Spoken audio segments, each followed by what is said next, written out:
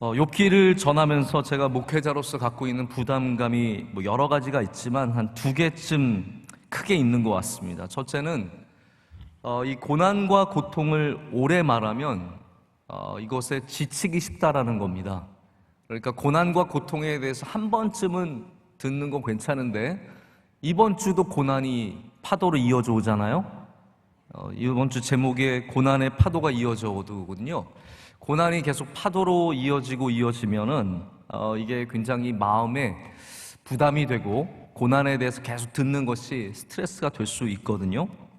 하지만 제가 여기에 대해서 변명을 드리자면 욥기는 고난과 고통의 문제만은 아닙니다. 욥기는 고난과 고통을 통해서 우리 인간의 연약함과 본질, 그리고 하나님이 어떠한 분이신지, 하나님께서 어떠한 분이신지를 알게 되는 그러한 말씀이기 때문에 고난에 대한 이야기지만 우리가 정말로 관심을 더 가져야 하는 부분들은 제가 그래서 어떻게 보면 약간 여러분에게 미리 좀 변명을 드리자면 여기서 우리가 고난의 문제를 다 얘기를 해도요, 여러분들 처음에 말씀드렸던 거 기억나십니까? 우리가 고난을 딱 당하게 되면 그게 아무것도 생각이 안 난다는 거예요. 고난은 항상 어렵고 항상 새롭기 때문에 여러분께서 고난의 문제를 내가 완벽하게 알아낸다라고 생각하지 마시고 고난을 이기는 믿음을 가지시면 되는 겁니다. 그래서 물론 우리가 고난에 대해서 얘기도 나누고 고통의 대한 원인 이런 것들도 얘기하겠지만 더 중요하게는 믿음에 대해서, 하나님에 대해서 우리가 더 깊이 알기를 원하는 거죠. 그래서 고난이라는 단어가 있지만 우리는 참된 믿음의 복을 바라보며 이 말씀을 듣고 이 말씀을 또한 받아들여야 할 줄로 믿습니다. 자, 두 번째는 욥기가 42장이나 돼요. 여러분 아시죠? 욥기는 굉장히 긴 책입니다. 이 안에는 수많은 대화가 오가고 있고 수많은 신학적인 아주 다양한 다이내믹한 이야기들이 가득 들어있는데요, 이게 설교가 굉장히 길어질 수 있다는 거예요. 그래서 42장 언제 다 하죠? 이제 2장 우리 겨우 하고 있는데 이 42장을 다 하려면 여러분 괜찮으시겠습니까? 이게 1년이 걸릴지 2년이 걸릴지 3년이 걸릴지 모르는 건데 제가 이것에 대해서 또 변명을 드리자면 요한 깔뱅은 무려 욥기에 대해서 150번 넘게 설교를 했대요. 150번이 넘게 설교를 하셨다는 거예요. 물론 그분이 다양한 설교를 많이 하셨겠지만 어쨌든 이 욥기만 갖고 150번 넘게 설교했다는 것은 여러분 이 말씀 안에, 이 욥기서 안에 우리가 나눌 말씀이 가득하고 다양하다라는 거죠. 그래서 42장이지만 겁먹지 마시고 우리 하나님께서 매번 새로운 은혜를 주실 줄로 믿습니다. 우리가 그러한 믿음을 갖고 그러한 기대감을 갖고 다시 2장을 시작하도록 하겠습니다. 오늘 첫 장면은 이 반복되고 있는 천상의 회의의 장면입니다. 하나님께서 하나님의 아들들, 천사들이죠, 하나님의 아들들과 그리고 사탄을 모아두시고 다시 욥에 대한 이야기를 나누시게 됩니다. 자, 우리도 회의에 굉장히 익숙해져 있습니다. 자, 그런데 그냥 일반적인 회의 말고요, 내 안에서 벌어지는 회의를 한번 좀 생각해 보시기 바랍니다. 내 안에서 벌어지고 있는 회의, 우리의 영 안에서, 우리의 마음 안에서도 매일 중요한 회의가 벌어져요. 아마 오늘도 여러분께서 습관적으로 나오지 않는 이상은 그 안에서 회의가 있었을 거예요. 오늘 갈까 말까 생각해 보세요. 오늘 갈까 말까에 대해서 내 안에서 회의가 있었어요. 하나님께서 주관하시는 회의고 여러분들이 거기 참석했습니다. 하나님, 저 안 가고 싶습니다. 그랬더니 하나님께서 성령을 보내주셔서 너 안 오면 죽는다 이렇게 말씀하셔서 너 안 오면 두고 보자. 모르겠어요. 여러분에게 어떠한 감동이 왔는지 모르겠지만 여러분과 하나님과 성령님과 예수 그리스도와 또 우리 많은 믿음의 우리 선진들, 우리 히브리서를 보면은 구름같이 허다한 증인들이 있다고 하지 않습니까? 그 믿음의 증인들은 다 우리 앞서가신, 또 우리 주변에 있는 귀한 믿음의 본이 되는 사람들이거든요. 이게 우리 안에서 영적으로 회의가 이루어지고 있다라는 겁니다. 저도 그래서 날마다 이 안에 회의가 벌어지는 걸 느껴요. 하나님께서 어떤 것을 원하실지, 무슨 말을 하기를 원하실지, 어떠한 결정을 내리기를 원하실지 이 안에서 굉장히 복잡하고 다양한 회의가 이루어집니다. 제가 보면은 회의가 진행되는 방식이 있는 것 같아요. 하나님께서 주관하시고 성령께서 탄식하시면서 우리를 돌아봐 주시고, 우리 보혜사 성령이 되어서 우리를 변호해 주시고, 예수님께서 우리를 사랑하는 마음으로 도와주시고, 또 우리는 수많은 본들, 여러분 옆에 신앙의 본들이 그냥 지나가는 게 아닙니다. 보고 배우는 게 얼마나 많습니까? 아, 권사님이 나가시는데 나도 나가야지. 아, 장로님이 저렇게 자리를 잘 지키시는데 나도 자리를 지켜야지. 아, 저 청년들이 저렇게 열심히 하는데 나도 더 힘을 내야지. 여러분, 우리는 서로 영향을 주고받고 있거든요. 우리 교회라는 것이 그런 면에서 정말 귀한 믿음의 공동체라는 거예요. 믿음이 좋은 사람들만 영향을 미치는 것이 아니라 서로가 서로에게 끊임없이 좋은 믿음의 영향을 미치고 있습니다. 그래서 우리는 거기 이 모든 것들을 갖고 안에서 회의를 하는 거예요. 여러분, 회의 때마다 좋은 결정이 내려지기를 축복합니다. 하나님의 말씀을 따라서, 성령님의 인도하심을 따라서, 믿음의 본을 따라서 예수님을 붙잡고 여러분께서 결정하실 때 하나님께서 그 가운데 기름 부어 주실 줄로 믿습니다. 자, 하나님께서도 우리 마음에 이런 중요한 회의가 일어나듯이 천상의 회의가 일어나고 있습니다. 우리 1장에서 사탄과 하나님께서 대화를 나누는 그러한 장면이 나오는데, 여기도 거의 1장과 흡사하게 하나님께 사탄이 보고하고 또 하나님의 말씀에 대해서 저항하고 반항하고 그리고 하나님을 도전하는 그런 것들이 다 이어져 가고 있습니다. 제가 지난번에도 말씀드렸지만 여기 나오는 사탄은 우리 대적마귀 사탄이라기보다는 우리 사람들을 고발하는, 하나님과 우리 사이를 틀어내는, 정말 그 사이를 비집고 들어와서 우리 사이를 방해하는 그러한 존재로서 여기서 부각되면서 나타나고 있습니다. 이 사탄은 하나님의 아들들과도 구별이 되고요, 또 하나님 앞에서 하나님을, 저도 굉장히 말씀을 준비하면서도 굉장히 도전이 됐던 부분인데, 사탄이 하는 것이 하나님을 감히 계속 도전하는 거예요. 하나님이 욥 괜찮다라고 하는데도 사탄은 아니라는 거죠. 반드시 넘어간다라는 거예요. 우리가 그 소유물을 없애면 넘어가고, 이제는 이번 2차 시험에는 뭐가 됩니까? 육체를 시험하면 넘어간다라는 거예요.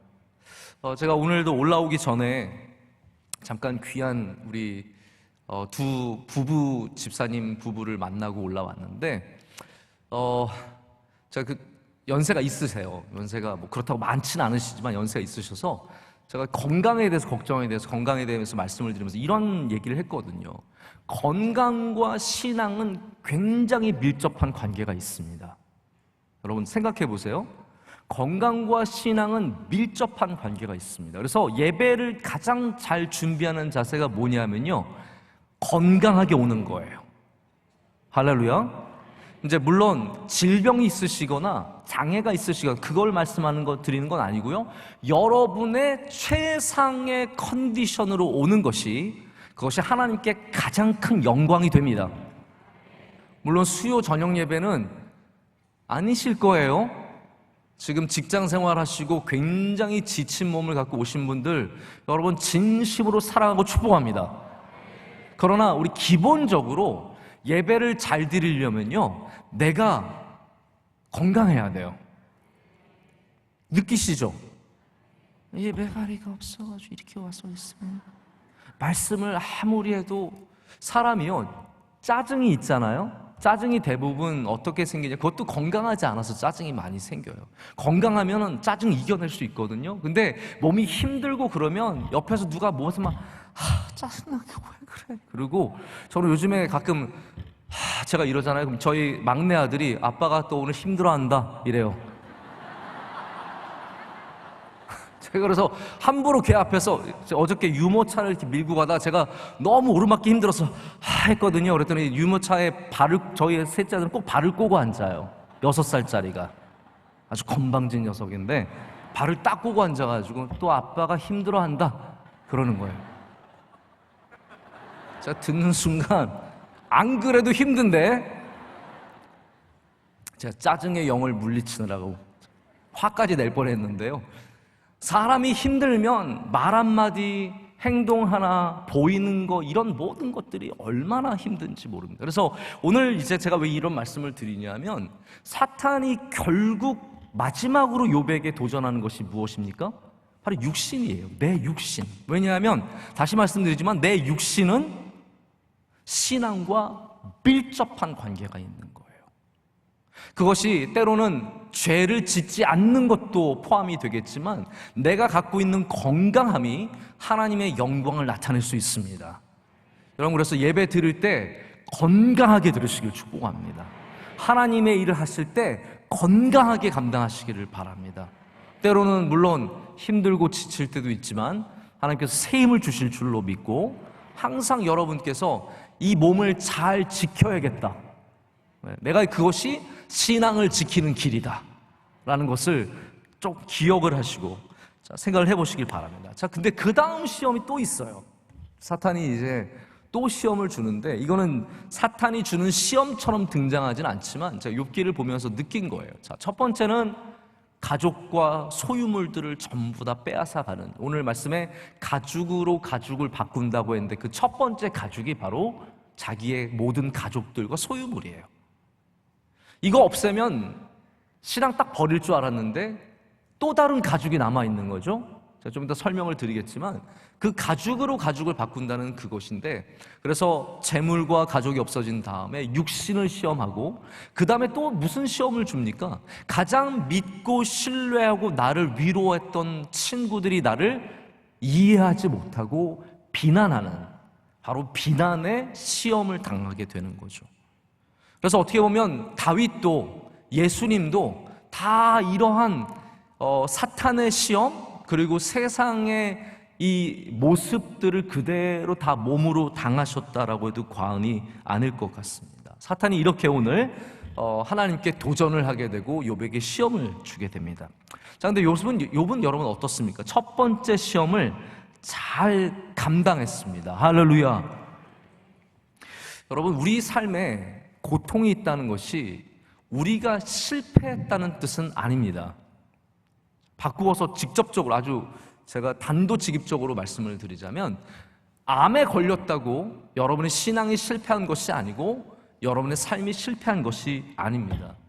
사업이 실패했다고 해서 여러분의 삶이 실패하고 하나님으로부터 버림받은 것도 아닙니다. 고통이 있을지라도 참 승리는 뭐냐 하면, 믿음 있는 삶을 살아낼 때 그것이 하나님 앞에서 승리하는 길인 줄로 믿습니다. 그래서 건강이 귀하지만 건강보다 더 귀한 것이 믿음이요, 재물과 소유가 귀하지만 그것보다 더 귀한 것이 믿음이라는 말입니다. 자, 이것부터 좀 생각을 해보겠습니다. 사탄이 하나님께서 욥의 생명을 건들지 못하게 한 것이 한이 되었는지, 이제 사탄은 욥의 생명 전까지, 단계까지 욥을 건드립니다. 근데 이걸 아셔야 되는 것이, 사탄이 처음부터 굉장히 핵폭탄을 터뜨리고, 한마디로 말하자면 처음에 기관총 쏜 게 아니라 처음부터 핵폭탄을 던졌다는 거예요. 자, 그러면 핵폭탄을 던졌으면 이미 항복을 해야 돼요. 그런데 욥은 기가 막히게도 핵폭탄을 맞고도 영적으로, 신앙으로 항복하지 않았다라는 겁니다. 사탄이 처음부터 욥을 막다른 골목으로 가장 어려운 곳으로 데려갔는데, 거기에서도 욥이 절대로 굴하지 않고 신앙을 버리지 않았습니다. 그래서 욥이 그 모든 일들 가운데 믿음만큼은 변치 않았던 거죠. 그래서 오늘 말씀에 하나님께서 욥을 어떻게 인정해 주십니까? 뭐라고 말씀하십니까? 그가 여전히 자기의 온전함을 굳게 지켰느니라. 이게 하나님께서 하신 칭찬이에요. 하나님께서 욥의 그 모든 어려움 속에 믿음을 지킨 것을 보시면서 여전히 자기의 온전함을 굳게 지켰느니라 라고 말씀하십니다. 자, 그러면 이걸 보면 우리가 뭘 알 수 있냐면요, 제가 아까부터 계속 하나님을 알아가는 것이라고 말씀드렸잖아요. 하나님이 기뻐하시는 신앙이 무엇인지 여기서 알 수 있어요. 하나님께서 내가 기뻐하는 신앙은 이라고 말씀하지 않으십니다. 여러분, 성경은요 절대로 이렇게 쉽게 정의를 내려주지 않아요. 성경은 하나님께서 우리에게 이야기를 해주시는 겁니다. 욥의 이야기를 통해서 하나님이 정말로 기뻐하시는 믿음의 모습이 무엇인지 가르쳐 주시는데, 그게 뭐냐면 온전함을 굳게 지키는 것, 여전히 믿음을 지키는 것, 굳게 지키는 것, 바로 그것이 하나님께서 우리에게 기뻐하시는 신앙의 모습입니다. 자, 야고보서 5장에 보면은 야고보가 고난과 인내에 대해서 말씀을 전하다가 누구를 예로 듭니까? 욥을 예로 들어요. 그 많고 많은 인물 중에서 욥을 예를 들면서 5장 11절에 이렇게 말합니다. 여러분, 한번 우리 신약으로 테스트할 겸 야고보서 5장 11절 한번 찾아보실까요? 이거 빨리 찾으시면 실력 있는 겁니다. 자, 우리 함께 5장 11절 말씀. 제가 이렇게 아직도 소리가 나는데 읽을 수는 없고, 자, 우리 다 함께 읽겠습니다. 보라, 인내하는 자를 우리가 복되다 하나니 너희가 욥의 인내를 들었고 주께서 주신 결말을 보았거니와 주는 가장 자비하시고 긍휼히 여기시는 이시니라. 아멘. 여러분, 그렇습니다. 야고보 이 가장 귀한 말씀 가운데 정말 우리가 반드시 기억해야 하는 것은 인내와 견뎌내는 이 고난과 인내에 대한 말씀을 전하면서 욥을 그 인내의 상징으로 쓰고 있다는 거예요. 이것이 사도들이 이해하고 있는 욥의 모습입니다. 우리는 사실 신약 성경에서 욥을 어떻게 이해하는지 분명히 모르잖아요. 하지만 야고보서를 통해서 우리가 힌트를 얻는 것은 바로 하나님께서 가장 기뻐하셨던 그 신앙의 모습, 온전히 참고 견디는 모습의 주인공이 바로 욥이라는 거예요. 자, 그래서 저도 여러분에게 도전을 드리고 싶은데, 좋은 믿음은 어떤 믿음이냐? 여러분, 잘 지키는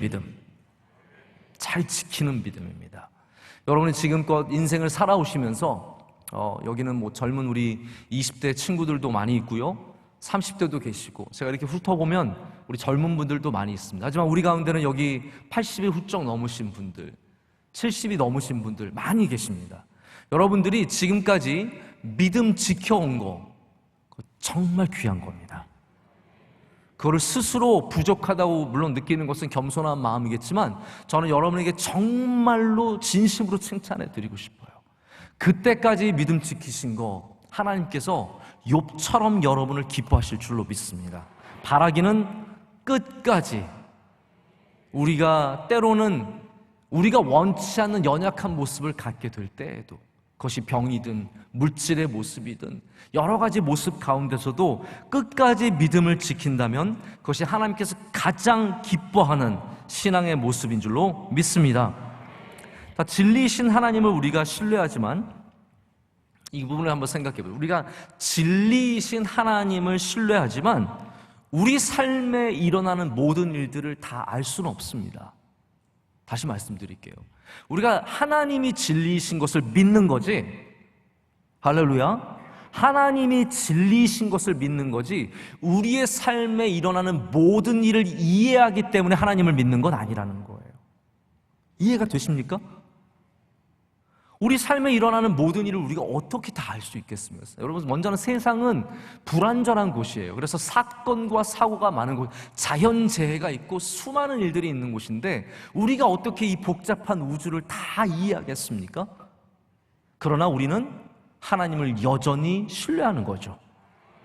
그것이 어쩌면 욥이 보여주는 신앙의 가장 단적인 모습 중에 하나일 수 있다는 거예요. 그래서 이 많은 일들에도 불구하고 우리가 고백할 수 있는 건 이건 것 같아요. 시편 63편 3절에 이런 말씀이 있어요. 이게 어떻게 보면 오늘 말씀의 핵심 구절일 수도 있어요. 오히려 시편인데, 시편 63편 3절에 뭐라고 말하냐면요, 제가 그냥 읽어드릴게요. 주의 인자하심이 생명보다 나음으로 내 입술이 주를 찬양할 것이라. 이게 무슨 말이냐면요, 내 생명보다 주님의 인자하심이 더 낫다라는 거예요. 이게 욥의 고백이거든요. 내 생명보다 하나님이 더 귀하십니다. 이 신앙을 보여주는 것이 시편 63편의 말씀이고, 또 우리가 욥기 안에서 찾아는 이 고난 속에서 찾는 건 이 고백이에요. 주의 인자하심이 생명보다 나음으로, 주의 인자하심이 내 생명보다 나음으로 내가 주님을 여전히 내 입술이 주를 찬양할 것이다 라는 거죠. 어떤 학자들은 시편이 풀어내지 못한 신앙의 모습을 욥기가 패러디로 풀어낸다라고 하는데, 저는 이 구절 하나만으로 그건 깨진다고 생각해요. 시편이 왜 욥기가 갖고 있는 이 어떻게 보면 모순됨의 신앙을 풀어내지 못하겠습니까? 여기 시편에 보면 이거 나오거든요.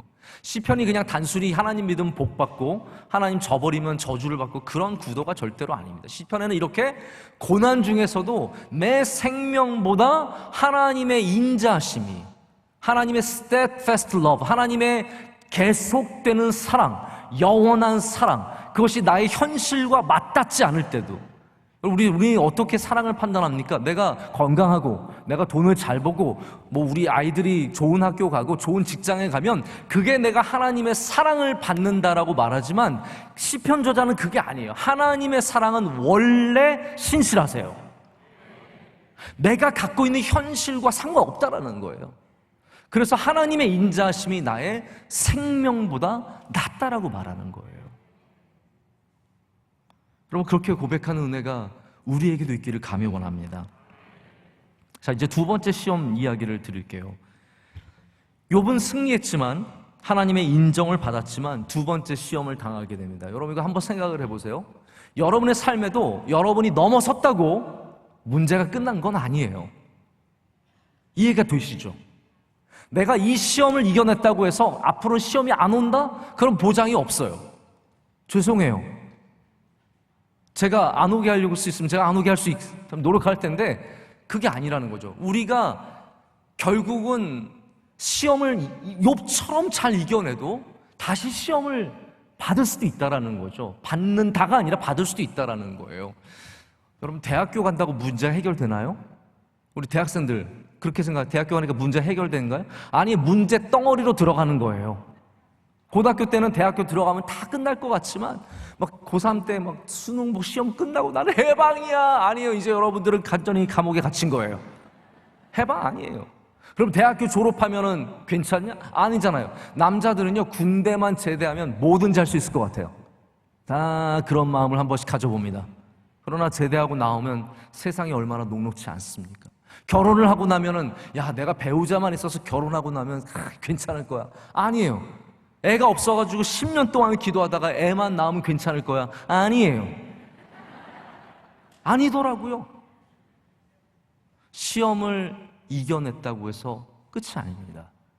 우리는 더욱더 굳센 믿음으로 나가야 합니다. 왜냐하면 항상 시험은 우리 삶 가운데 닥쳐오기 때문입니다. 지금 시험이 없을 때 여러분 더 깨어서 기도하시길 축복합니다. 제가 오늘 새벽에 그런 말씀 드렸거든요. 씨 뿌리는 비유에 대해서 말씀을 드리면서, 돌밭의 핵심이 뭐냐면, 예수님께서 말씀하시기를 처음에 기쁨으로 받아들였지만 뿌리가 없어서 말라버리는 것에 대해서 말씀을 하세요. 그렇기 때문에 기쁠 때 돌을 빨리 치우라고 말씀드렸어요. 기억이 나세요? 기쁠 때, 내가 잘 될 때, 내가 교회 와서 행복할 때, 내가 봉사하면서 힘이 날 때, 교회만 오면은 기쁨이 넘쳐날 때 오히려 돌을 빨리 치워야 합니다. 내 삶에 있는 수많은 이 신앙을 방해하는 수많은 요소들을 치우지 않으면 언젠가는 그 돌들이 우리의 성장을 방해하게 되고 우리 신앙이 빨리 말라버리게 된다는 거죠. 자, 그래서 사탄은 다시 욥을 공격해서 욥으로 하여금 시험에 들게 하고자 합니다. 자, 그것이 이제 건강에 대한, 욥의 건강에 대한, 이 육신에 대한 공격이죠. 자, 그렇다면 우리 이런 짐작을 한번 해볼 수 있을 것 같아요. 사탄이 지금까지 식구들과 그리고 소유물들을 공격을 했는데, 이제 가장 최후의 보루로서 사람의 몸을 공격했다면, 어쩌면 우리에게도 가장 큰 시험은 내 몸의 시험일 수 있겠다라는 거죠. 내 몸의 시험, 내 건강의 시험, 내 육신의 시험, 내 영혼의 시험, 이런 것들이 결국은 나에게 가장 큰 시험이 될 수 있다는 사실입니다. 우리가 사탄에 대해서 첫 번째 말씀을 나눌 때 사탄의 가장 중요한 목적이 하나님과 우리 인간 사이의 틈을 비집고 들어와서 우리 관계를 깨는 것이라고 말씀을 드렸습니다. 그렇기 때문에 우리의 육신을 시험한다면 그것은 다시 말하자면 하나님과 우리 사이를 깨고자 하는 목적을 갖고 있다는 사실을 아셔야 된다는 거예요. 여러분, 그래서 병에 걸렸을 때 하나님을 절대로 저주하지 마십시오. 하나님을 원망하지 마십시오. 왜냐하면 병을 통해서 여러분이 잘 믿으니까, 끝까지 붙잡으니까 원망거리를 던져주는 거예요. 이거 한번 잡아보라는 거예요.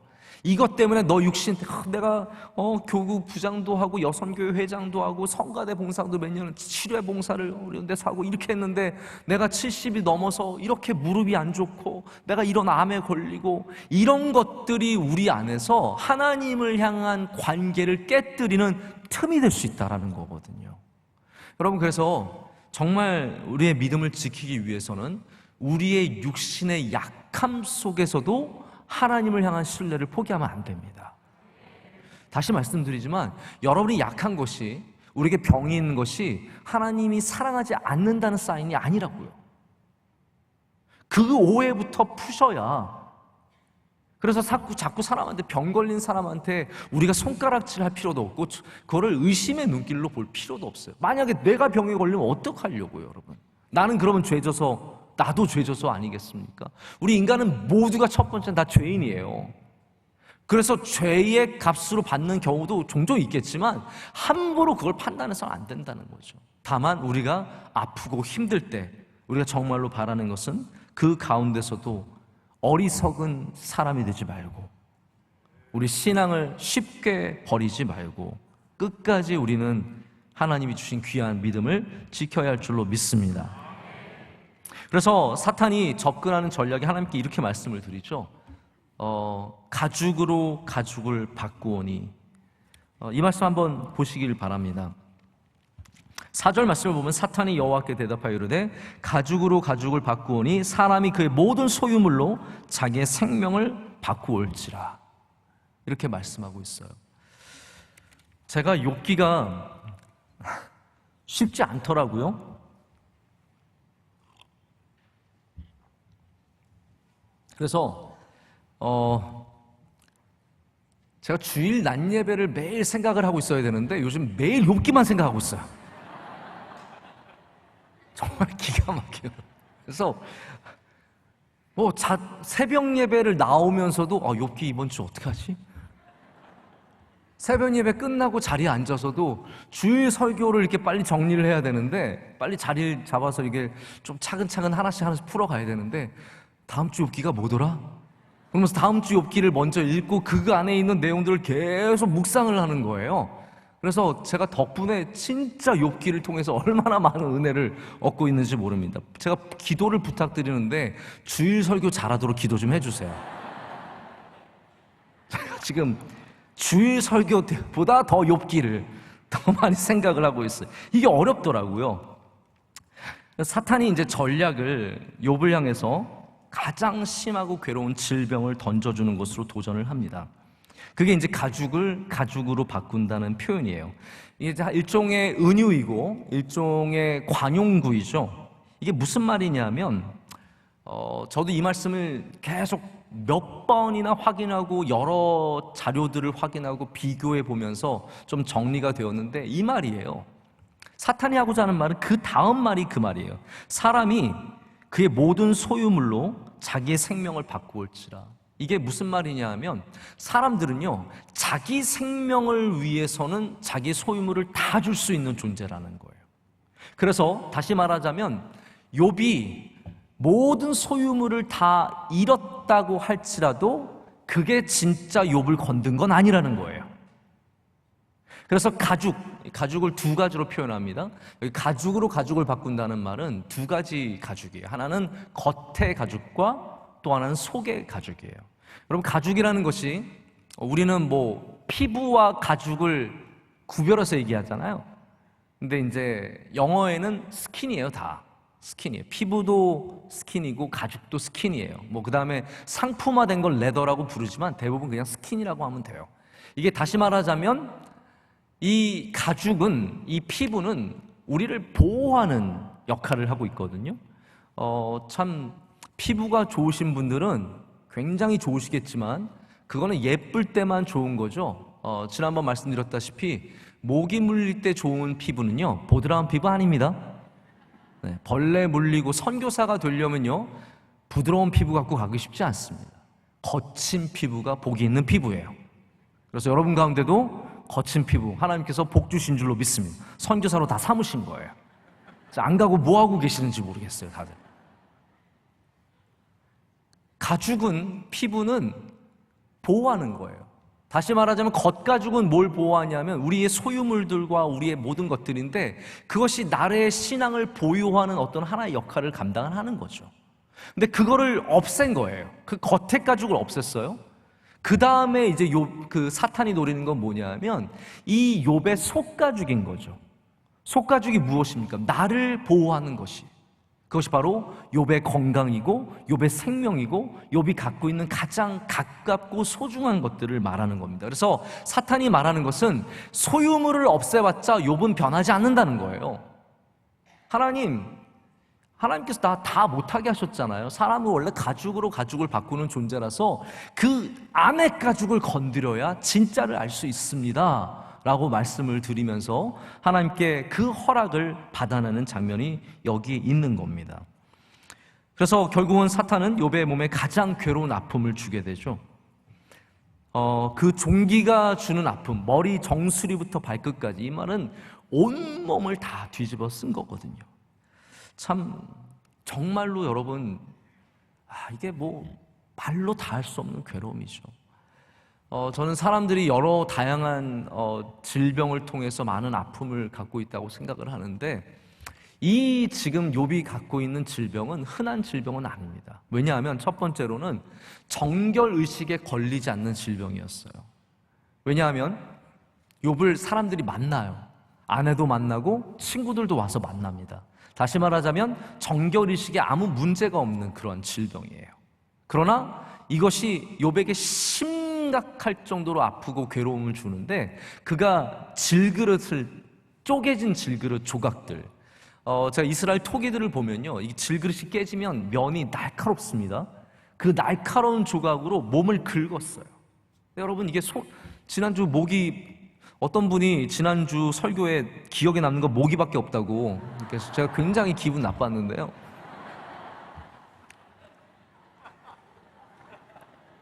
자꾸 힝 소리가 들린다고. 죄송합니다. 근데 모기 물렸을 때 손가락으로만 긁어도 몸이 까지는데, 피부가 까지는데, 여러분 질그릇 조각으로 긁어내면 얼마나 큰 아픔이 있겠습니까?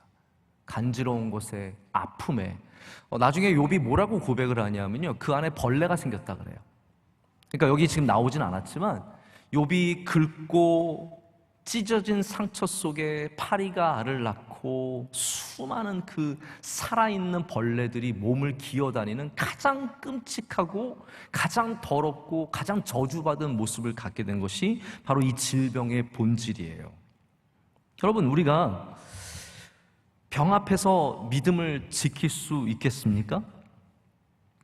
제가 아직도 잊혀지지 않는 우리 교인들이 많이 계시는데요.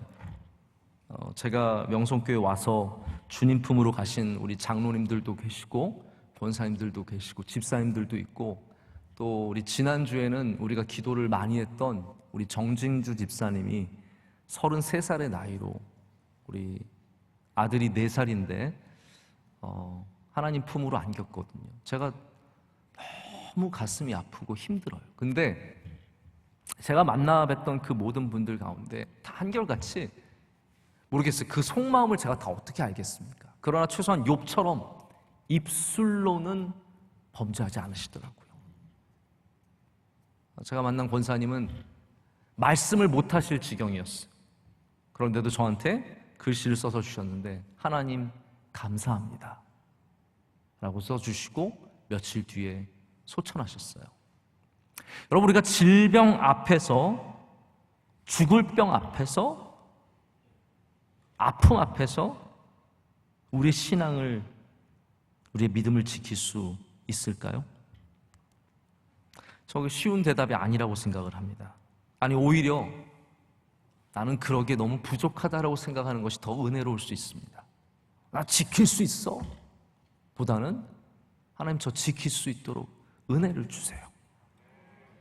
저 믿음을 끝까지 지키도록 은혜를 주세요. 또 제가 바라는 것은 여러분에게 그런 아픔이 없기를 축복합니다. 하나님께서 여러분에게 건강을 허락하여 주시고 끝까지 여러분 생명을 아름답게 지켜주시기를 진심으로 축복합니다. 욥은 이 아픔 속에서 제 위에 앉게 되었습니다. 제가 좀 중간 얘기를 빼고 말씀을 드리는데요. 8절 말씀을 보면 욥이 재 가운데 앉아서 질그릇 조각을 가져다가 몸을 긁고 있더니라고 말하고 있습니다. 이게 재인데 사실은 그냥 뭐 몸에 뿌리는 그러한 재 정도가 아니라 이거는 잿더미예요. 잿더미. 그냥 자기가 의식을 하기 위해서 회개의 의식 혹은 아픔의 의식으로 자기 자녀를 잃어버린 슬픔의 리추얼 의식으로 재를 뿌린 게 아니라, 그 위에 앉아 있는 게 아니라 지금 이 재는 성읍 밖에 위치한 쓰레기를 태운 그런 재 위에 앉아 있는 걸 말합니다. 예수님 시대에도 여러분 기억하실지 모르겠지만 예수님께서 게한나라고 말씀을 하셨는데, 게한나는 흰놈의 골짜기를 말하는 거예요. 그래서 예수님께서 지옥을 말씀하실 때 바로 게한나, 흰놈의 골짜기에 있는 불타는 쓰레기장을 말씀을 하십니다. 그래서 예루살렘 성전 밖에도 흰놈의 골짜기에 바로 이렇게 재가 있는 쓰레기장이 있었고, 모든 성읍에는 항상 이렇게 재가 있는 쓰레기장이 성읍 옆에 바로 있습니다. 이걸 말씀을 왜 제가 드리냐면 욥이 지금 어디에 있느냐거든요. 어디에 있느냐. 단순히 재 위에 앉아 있는 것이 아니라 지금 욥이 그의 모든 사회적인 지위와, 그리고 이제 집도 사라졌고 아무것도 없어서 완전히 사회 밖으로 쫓겨난 모습을 보여주는 거예요. 여러분, 사람이 비참해도요, 그래도 집이라도 있으면 살만한 거예요. 그래도 나를 존경해주는 사람들이 있고 존중해주는 사람이 있으면 살만한 건데, 욥은 지금 단순히 아픈 것만이 아니라 모든 사회적인 위치까지 다 빼앗기고 마는 겁니다. 잿더미에 앉아서, 요즘 모르겠어요. 예전에 여러분 우리 명일동 오신 분들 가운데는요, 지금은 굉장히 다들 잘 사시지만 예전에 명일동 오신 분들 가운데는 진짜 갈 데 없어서 오신 분들 많습니다. 사업에 실패하고 강남에 살다가 강북에 살다가 뭐 굉장히 어려움이 있어가지고 갈 데가 그래도 싼 데 구해서 온 게 명일동이신 분들이 있거든요. 지금은 명일동 못 옵니다. 망하면 명일동 못 옵니다. 잘 돼야 명일동 오시지, 지금 망하면 명일동 못 와요. 그때 명일동으로 오시는 분들의 마음이 어땠을까요? 종점 끝에 와가지고 종점에 내리면서, 저는 종점이어서 편했는데 저는 종점이 그런 건 줄 몰랐어요. 저는 늘 종점에 산다는 자부심이 있었거든요. 우리 집이 500번 종점이야. 멋있잖아요. 근데 알고 봤더니 종점은 늘 제일 변두리인 거였어요. 여러분들은 잘 모르시나 본데요. 제가 그래서 새롭게 깨닫게 되었거든요. 제가 어디 늘 밖에, 이제 저도 해외에서 오래 살았으니까 사람들한테 명일동에 살았다는 몰라요. 제일 기분 나쁜 게 명일동에 모르는 사람들. 너 한국 사람 맞냐? 너 그렇게 무식해서 어떻게 한국의 지도자가 되려고 그러냐? 명일동을 모르면 상식이 없는 사람이다. 아무리 우겨도 몰라요. 천호동이라고 해 조금 알고. 제가 그래서 제일 좋은 거 개발하는 게 올림픽공원 위야. 한참 위인데 올림픽공원 위야. 여러분, 굉장히 그럴싸하게 들리더라고요. 이게 다 정말 어떻게 보면 힘들고 어려워서 밀려와서 여기까지 온 거 아닙니까? 비참한 마음으로 온 걸 텐데 지금 욥이 그런 상황이에요. 여기 재에 앉은 것은 밀리고 갈 데가 없어서 마지막에는 결국 쓰레기장 같은 곳에 가서 있게 되는 지금 상황을 보여주는 겁니다. 이게 지금 욥이 당하는 고난의 모습이에요. 그리고 아까도 말씀드렸다시피 이게 사실은 생지옥이죠. 잿더미는 다시 말하자면 개한나고 그것이 바로 지옥의 모습이고 지금 욥이 지옥 같은 고통 속에 괴로움 속에 살아간다는 것을 말하고 있어요. 근데 여러분, 지옥이 아닌 이유가 있습니다. 이걸 아셔야 돼요. 아픔이 있고 괴로움이 있고 실패가 있어도 하나님을 향한 믿음이 있으면 지옥일 수가 없습니다. 어떤 상황이든 얼마나 정말 괴롭고 힘든 상황이어도 하나님을 믿는 믿음이 있으면 거기는 지옥이 아니라 천국입니다. 하나님이 여러분의 삶을 다스리고 계시면 많은 고통이 있을지라도 거기는 지옥이 아니라 천국입니다. 초막이나 궁궐이나 내 주 예수 계신 곳이 우리의 천국인 거예요. 할렐루야. 그렇기 때문에 욥은 바로 이 가장 세상이 볼 때는 지옥 같은 곳이지만 여전히 그는 천국에서 입술로 범죄하지 않고 주님을 붙잡습니다. 그럼 고난이 이어질 때 우리의 반응은 어떻습니까? 제가 오늘 좀 말씀을 계속해서 좀 점프를 해서 말씀을 드리고 있는데 욥의 아내의 반응이 바로 가장 인간적인 반응이에요.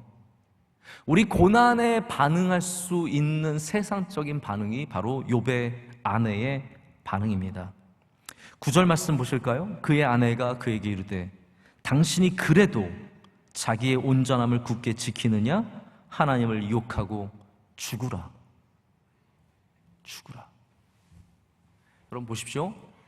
욥이 하나님을 욕하고 편히 죽는 것을 택하지 않고 하나님을 욕하지 않고 어렵게 사는 것을 택합니다. 그게 어쩌면 믿음이에요. 여러분, 우리가 쉬워서 이 세상 사는 거 아닙니다. 내가 하는 대로 다 이루어지기 때문에 이 세상 사는 게 아니죠. 하나님을 믿기 때문에 이 세상 사는 겁니다. 하나님을 의지하기 때문에 어려워도 살아내는 거예요. 내가 돈을 벌지 못하고 질병이 있고 어려워도 우리는 하나님을 욕하고 죽지 않습니다. 우리는 하나님을 믿고 버티고 견뎌내는 것이죠. 그것이 욥기가 보여주는 욥의 믿음의 모습이죠. 자, 그런데 불신앙인들은, 하나님을 모르는 사람들은 바로 이렇게 욥의 아내 같은, 욥이 말하기를 어리석은 자라고 얘기하지만 바로 이러한 반응을 우리 가운데 보여주고 그렇게 외치라고 말합니다.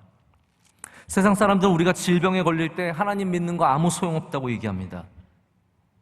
우리가 사고를 당하고 어려움을 당하고 물질로 어려움을 당하고 자녀가 잘 안 되면 하나님 믿는 거 아무 소용없다고 말합니다. 여러분, 우리는 그거 아무 소용없어도 하나님을 믿는 참 믿음을 증거해야 합니다. 그래서 욥이 아내에게 뭐라고 얘기합니까? 욥이 그대의 말이 한 어리석은 여자의 말 같도다. 우리가 하나님께 복을 받았은즉 화도 받지 아니하겠느냐 하고 이 모든 일에 욥이 입술로 범죄하지 아니하니라. 여러분, 이게 참 어려운 이야기인데요. 입술로 범죄하지 않았습니다. 이거 탈무드가 이거를 탈무드가 제가 보니까 욥에 대해서 별로 이렇게 썩 우호적이지 않아요. 그런데 탈무드는 뭐라고 얘기하냐면 성경에 욥이 입술로 범죄하지 않았기 때문에 속으로는 범죄했을 거야 라고 얘기를 해요. 아니, 뭐 또 그런 해석이 다 있어요? 입술로는 범죄 안 했으니까 이거 속으로는 범죄했다는 뜻이다 라고 해석을 하는데, 제가 그걸 보면서 역시 탈무드도 틀릴 수 있다. 사람은 다 틀릴 수 있는 것. 여러분, 탈무드는 성경 아닙니다. 그냥 사람들의 지혜를 모아놓은 것이지 해석을 달아놓은 것이지 그게 진리는 아니거든요. 보통 사람들이 자기의 진심이 나올 때가 있어요. 이런 말은 좀 나쁜 말이, 우리 잘 안 쓰는 말이죠. 취중진담 아세요? 노래 말고요. 갑자기 김동률의 취중진담이 생각이 나시는 분들 계실 텐데, 취중진담이 무슨 말이냐면 취했을 때 진짜 진심이 나와서 말하게 된다는 거잖아요. 저는 어떻게 보면 우리 사람들은 다 같이 고중진담을 하는 것 같아요. 고중진담. 고통을 당할 때, 고난을 당할 때 진심이 나오게 되더라고요. 어려울 때, 힘들 때 진짜 우리 안에 있는 믿음의 모습이 나오게 되더라고요. 그렇기 때문에 여러분, 그거는 자동적으로 나오는 거거든요. 그냥 내 입술로 고백하게 되는 거거든요. 그러니까 욥은 어떻게 보면 그 안에 정말 하나님을 끝까지 경외하는 마음이 있었기 때문에 이게 갑자기 튀어나오지 않는 거예요. 이게 그냥 단순히 지킨다고 지켜지는 게 아니라고 생각을 합니다. 제가 바라기는 여러분의 고난의 때에도 입술로 범죄하지 않는, 우리 고중진담, 어려울 때도 진심으로 하나님을 경외할 수 있는 은혜가 있기를 간절히 소망해 봅니다. 제가 말씀을 맺겠습니다. 고난이 이어질 때, 고난이 파도처럼 우리 가운데 닥쳐올 때, 1차와 2차와 3차와 수없이 끊임없이 다가올 때 우리가 할 수 있는 것이 무엇입니까? 믿음을 지키는 것입니다. C.S. 루이스가 많은 명언들을 남겼지만 그의 묘비에는 다른 말이 아니라 이런 말이 적혀 있습니다. C.S. 루이스의 묘비에 이런 말이 적혀 있대요. 나는 태양이 떠오르는 것을 믿는 것처럼 기독교를 믿는다. 나는 단지 태양을 내가 볼 수 있기 때문이 아니라 태양으로 인해 다른 모든 것을 볼 수 있기 때문이다. 이게 무슨 말이냐면, 설명을 해야 되는 게 좀 구차하긴 한데요, C.S. 루이스가 바라보는 진리인 우리 기독교는 태양이에요. 태양이 있는 거 보시면 아시잖아요. 태양 믿잖아요. 근데 태양의 역할은 내가 여기 있어를만을 보여주는 건 아니에요. 태양 때문에 우리가 다른 모든 것을 볼 수 있게 되잖아요. 예수님이 갖고 계신 존재의 능력은 뭐냐면 우리가 그분을 믿는 것으로 끝나지 않아요. 그분을 믿지만 그분 때문에 모든 것을 보게 되는 것이죠. 예수님을 믿는 그 시선으로 우리의 삶을 바라보게 되고, 나의 아내를 바라보게 되고, 나의 형제와 자매를 바라보게 되고, 나의 사업을 바라보게 되는, 예수님 때문에 볼 수 있는 것이 많은 것이 바로 기독교의 진리입니다. 우리는 태양을 보지만 태양으로 인해 다른 모든 것들도 보게 된다는 겁니다. 여러분, 믿음이라는 것이 하나님과 나의 관계를 정의하는 그 믿음이 여기에서 멈춰있지, 나와 하나님과의 관계에 멈춰있지 않습니다. 내가 하나님을 믿지만, 내가 예수님을 믿지만 그 믿음이 나와 하나님과의 관계에 딱 고착되어서 거기 멈춰있는 것이 아니라 그 믿음이 나의 가정을 바라보게 하고, 나의 직장을 바라보게 하고, 나의 교회를 바라보게 하고, 나의 비전을 바라보게 하는 그 믿음이 주는 시선이 있거든요. 할렐루야. 그래서 하나님과의 만남이지만 모든 것에 영향을 미칠 수밖에 없는 거예요. 여러분, 믿음이 있어야 우리는 이 땅을 살아갈 수 있습니다. 제가 언젠가 좀 제대로 소개를 해야 될 텐데, 제가 청년들한테 한번 이 이야기를 한 적이 있어요. 미국의 우리 원로 목사님께서 명예 박사학위를 받은 위드워스라고 하는 대학교가 있습니다. 발음하기 참 어려운 학교인데요, 이 위드워스는 미국의 장로교 대학교 중에서 가장 명문입니다. 아주 명문, 스포케인 워싱턴에 있는 아주 명문 대학교인데, 여기 역사학 교수로 계신 제럴드 피처라는 분이 계세요. 근데 이분은 정말 독실한 그 기독교 신자고, 또 훌륭한 학자예요. 근데 이분이 집회를 좀 다녔나 봐요. 그러면서 어디 집회를 가서 말씀을 전하고 아이들을 다 태우고 자기 어머니와 자기 아내와 다 함께 차를 운전하고 오는데, 음주운전 하던 차가 정면으로 충돌을 해서 거기서 바로 자기 어머니와 아내가 죽고 4살짜리 6살짜리 딸이 죽습니다. 뭐 감당할 수 없는 상실이죠. 순식간에 가족이 3분의 2가 죽었어요. 제가 뭐 그 아픔과 그 상실을 다 전하진 못합니다. 너무 힘든 이야기고 너무 아픈 이야기예요. 근데 시처가 이 일 때문에 감당할 수가 없어서, 하나님에 대해서 감당할 수가 없어서 정말 눈물로 하나님 앞에 나아가요. 그래서 이분이 책을 썼는데 책 제목이 하나님 앞에서 울다예요. 그냥 마냥 운 거예요. 감당할 수가 없으니까. 그러면서 이분이 이 책에서 하고 있는 얘기는 뭐냐면, 믿음이라는 것은 하나님이 왜 내가 사랑하는 사람을 데려가셨는가에 대한 질문보다 오늘을 살아가는 힘이라고 고백을 합니다. 왜 하나님이 날 내 아내를, 내 자녀를, 내 어머니를 데려가셨을까? 그 질문이 아니라 내가 오늘을 살아갈 수 있게 하는 힘이 바로 믿음이라는 거죠. 제가 더 깊은 이야기, 더 많은 이야기를 전할 수 있는 그릇이 안 되지만 저는 이 책을 통해서 정말 많은 도전을 받았었거든요. 우리가 믿음이 있다면 우리 삶에 일어나는 일들에 대해서 원망하고 저주하고 왜 그런 일이 일어났을까 철저하게 따지고 그 이유를 알아내는 것보다 먼저 우리는 그 상실감과 아픔 속에서도 하나님이 주신 삶을 살아내야 된다는 것입니다. 이것이 우리가 받은 숙제입니다. 여러분, 그래서 제가 여러분께 마지막 드리고 싶은 이야기는 여러분의 삶이 복되기 때문에, 할렐루야, 여러분의 삶이 복되기 때문에 그 안에 아픔도 있고 고통도 있고 상실도 있고 괴로움도 있겠지만 내 삶이 복되기 때문에 믿음으로 그 삶을 아름답게 살아내야 합니다. 온들을 이겨내시고 마음에 무너지지 마시고 아픔에 무너지지 마시고 입술로 죄를 짓지 말고 그 믿는 믿음으로 살아가실 때 주님께서 여러분을 붙잡아 주시고 여러분과 함께 하실 줄로 믿습니다. 오늘도 주님을 바라보시는 저와 여러분 되기를 간절히 소망합니다.